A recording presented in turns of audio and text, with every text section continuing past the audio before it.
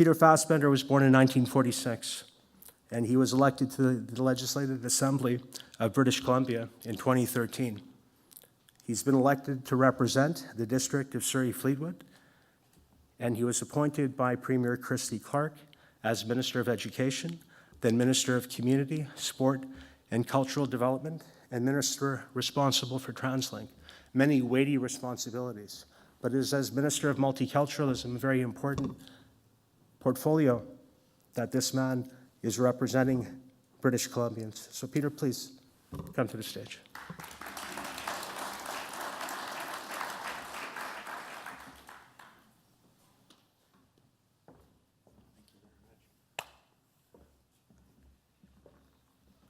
Assalamu alaikum. First of all, I don't have multiculturalism. I have cultural development, but that's okay, because multiculturalism is in my heart. So I might not have the portfolio, but I have the responsibility to be part of a community that celebrates that. And Chief, I appreciated your comments. I've had many opportunities to visit various parts of the province, and we're on the traditional territories of the Coast Salish people here. And I've seen the progress that we've made as a society to identify and recognize the wrongs that were taken upon the First Nations and Indigenous and Métis people. But I also know clearly that we're not finished. And as an immigrant to Canada as a little boy coming from Germany, my mother sent me to school in my lederhosen. And the kids who really didn't know any better started picking on my brother and I. And they called us little Nazis. I didn't even know what a Nazi was, but I guess I must be one.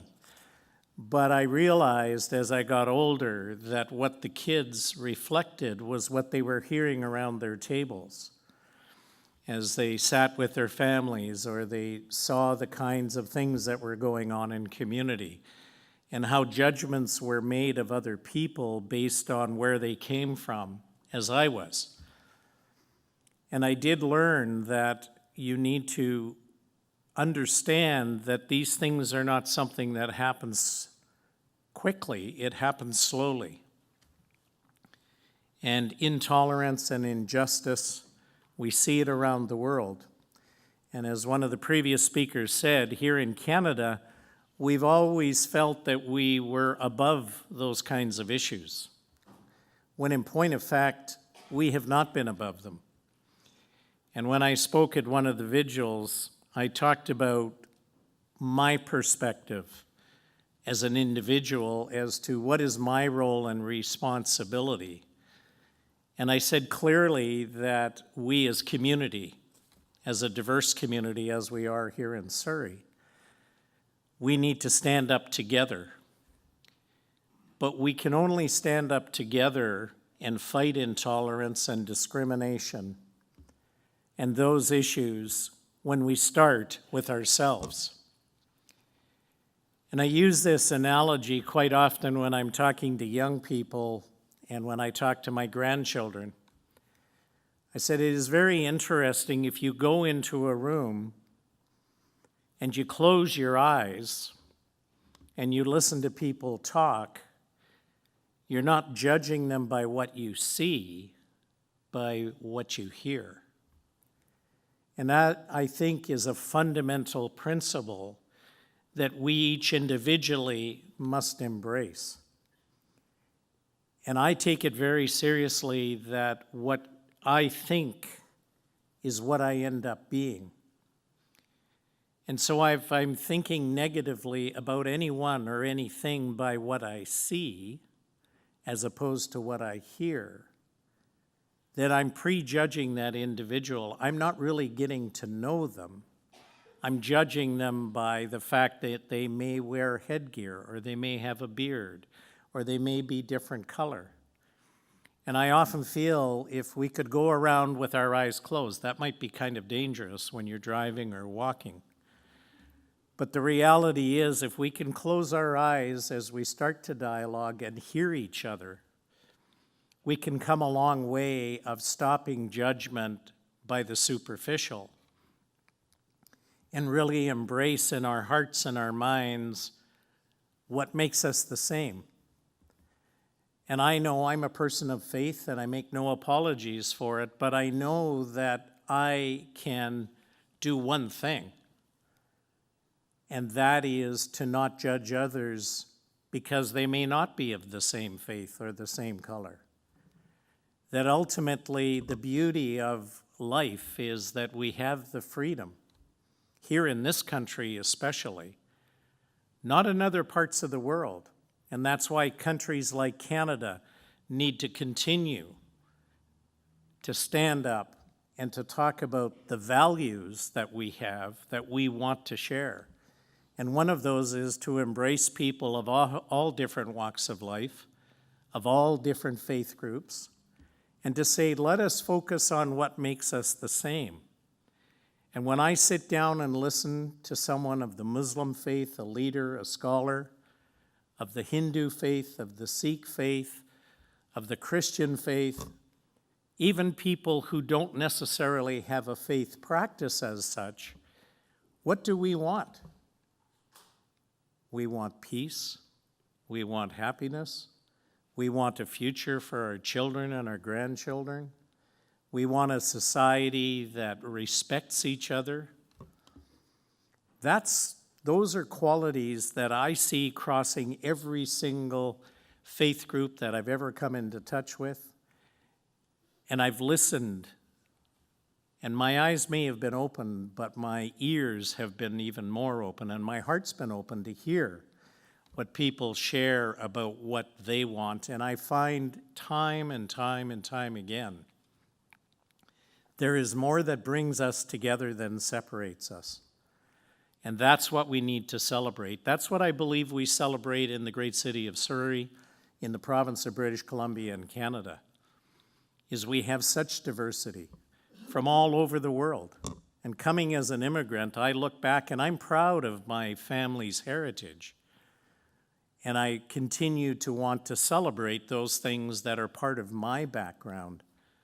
But I also want to be able to celebrate the background and the cultures of the people I live in community with, and to have my heart and mind open to who they are as individuals.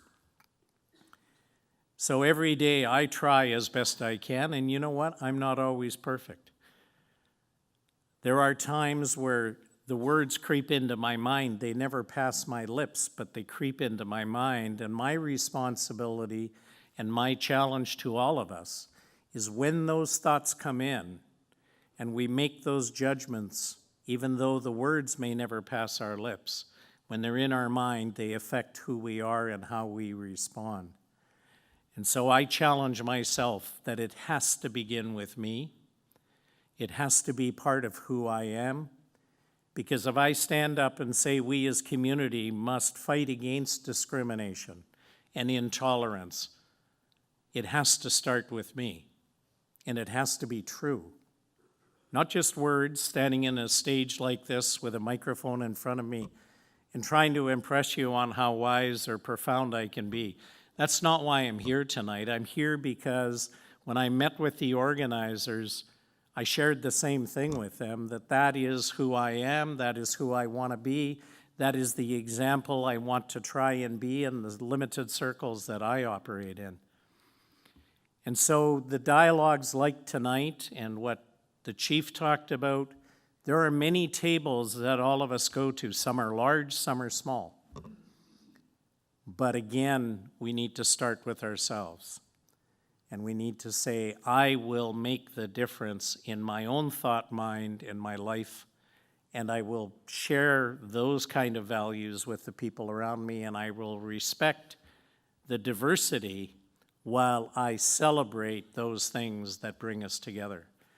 So I want to thank the organizers. I think this is an amazing opportunity. We need more of them. We need to see other organizations come together and have dialogues like this, and to open our doors to come together as different communities from different backgrounds. But we have one common purpose, and that is to show our children, who are our future, who will change the world, that we want them to have those values, to have those things as part of who they are, so that they can chart a new course and that we can stop the intolerance. And is it going to happen overnight? We know how much intolerance there is. I'm disturbed when I see tweets from the leader of one of the largest and most powerful nations in the world that become pointed towards a particular group of people or a particular faith.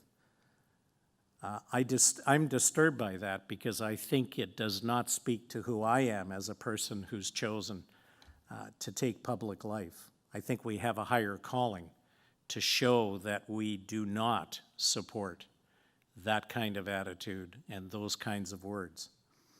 So, ladies and gentlemen, I'm delighted to be here. I've been honored and humbled to be a part of community for a long time in different roles. And I know that as we move forward, this issue is something that we don't want to hide under the table or sweep aside. It is real, it is pervasive, and it can destroy communities. And every one of you in this room is here tonight because you want to build community. God bless you all. Thank you.